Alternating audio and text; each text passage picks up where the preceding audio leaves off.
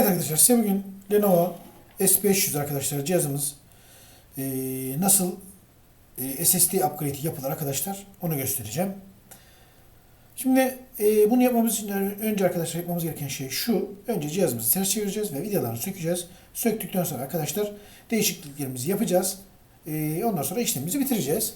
Şimdi şöyle çeviriyorum arkadaşlar. Lenovo S500 olduğunu şuradan görebilirsiniz arkadaşlar. Yakından göstereyim ben size. Cihazımız Lenovo S500.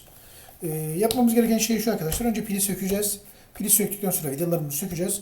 Ondan sonra işlemlerimizi yapacağız. Şimdi bunun için önce şu şeyimizi bir sökelim arkadaşlar. Zaten pilimizi çıkarmıştım ben zaten daha önce burayı çekmiştim. Şuradaki vidalardan başlayalım. Köşedeki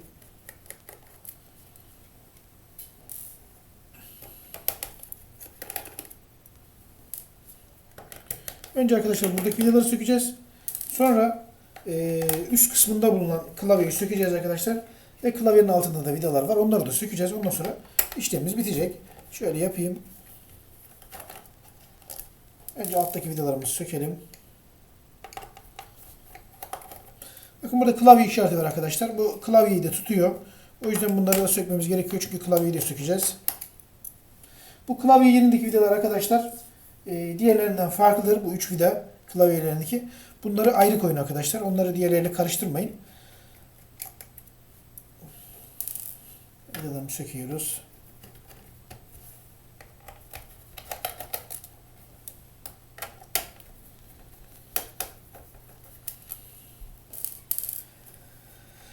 Tüm vidalarımızı söktük mü bir kontrolümü yaptım arkadaşlar. Sökmüşüz. Ve şimdi öbür tarafına geçiyorum.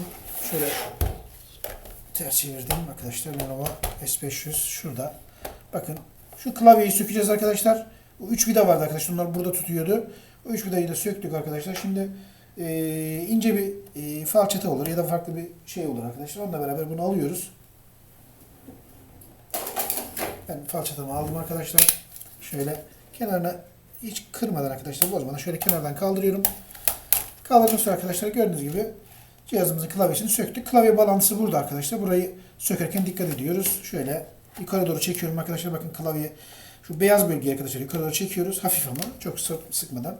Ve klavyeyi kurtardık. Şimdi burada da vidalar var arkadaşlar. Bu vidaları da sökeceğiz. Ondan sonra kapağımızı ayıracağız.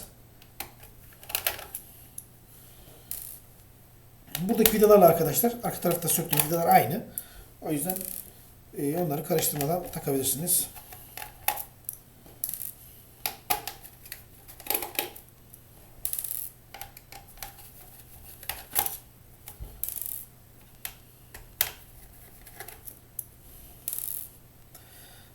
Hepsini sökelim.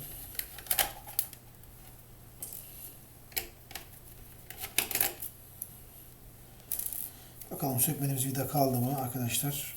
Sökmediğimiz vida yok. Bunu söktükten sonra arkadaşlar tekrar alt tarafını çeviriyorum. Tüm vidalarımızı söktük. Şöyle köşeden de girebiliriz arkadaşlar. Şu bölgeden. Bakın şuradan.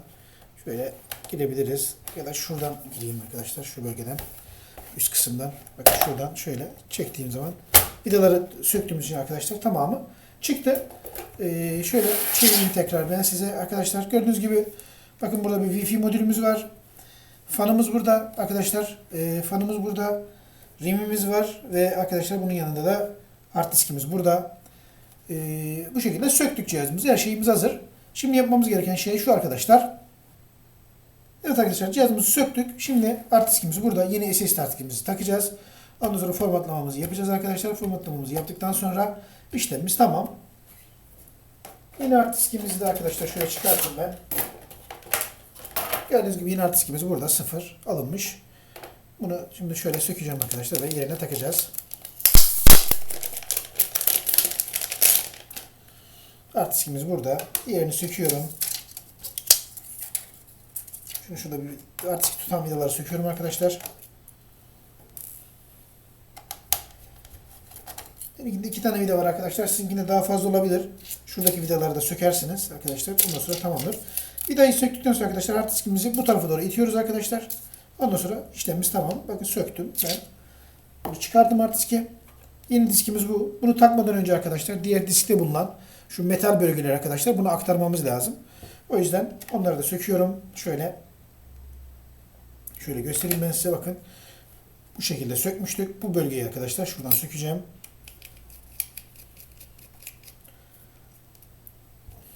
Daha önce galiba hard disk değişmiş. Bazı vidalar eksik takılmış.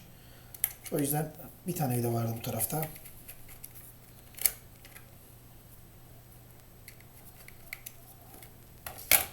Burayı da söküyorum.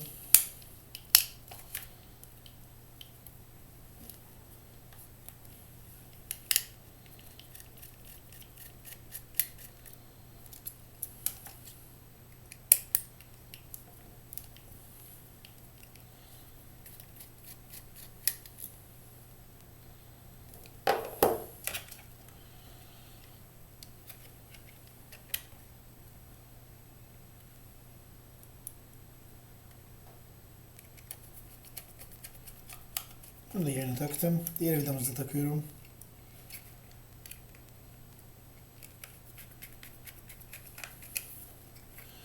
Şimdi arkadaşlar bunu şu şekilde yerine ittim.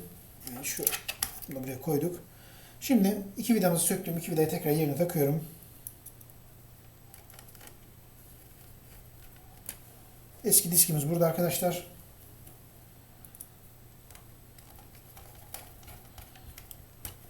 Evet arkadaşlar, hard disk değişimimizi yaptık SSD'mizi. Şimdi yapmamız gereken şu yok arkadaşlar. Cihazımızı toplayacağız. Şunu biraz düzelteyim. Cihazımızı toplayacağız. Windows'umuzu kuracağız arkadaşlar. Windows'umuzu kurduktan sonra işlemimiz tamamdır. Şimdi S500'ün hard diskini SSD olarak değiştirdik. Eski hard diskimiz burada. Değiştirdik. Toplayacağız kapağımızı arkadaşlar ve Windows'umuzu kuracağız. İşlemimiz bitecek arkadaşlar. Bu kadar. İşlemimiz bitti.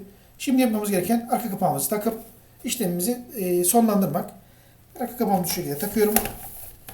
Bu RAM pil bölgesi arkadaşlar biraz sıkıntı olabiliyor. O yüzden buraya dikkat ederek takın, ama şöyle takacaksınız. Önce pil bölgesini arkadaşlar geçireceksiniz. Ondan sonra alt bölgeleri. Şöyle pil bölgesini buradan şöyle göstereyim ben size. Şöyle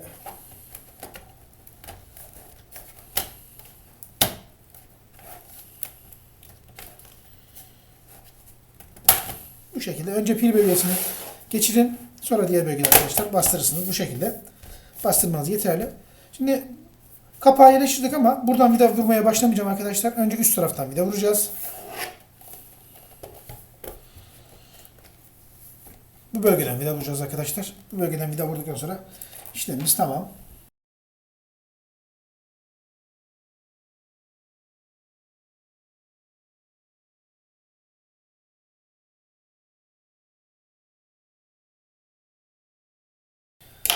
Evet, şimdi klavyemizi takacağız. Klavyemizi taktıktan sonra işlemimiz tamamdır.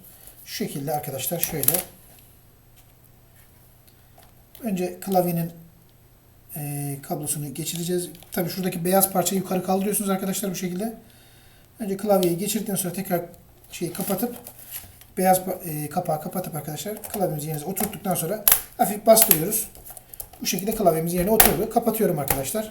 Ters çeviriyorum ve alttaki vidaları vuruyorum.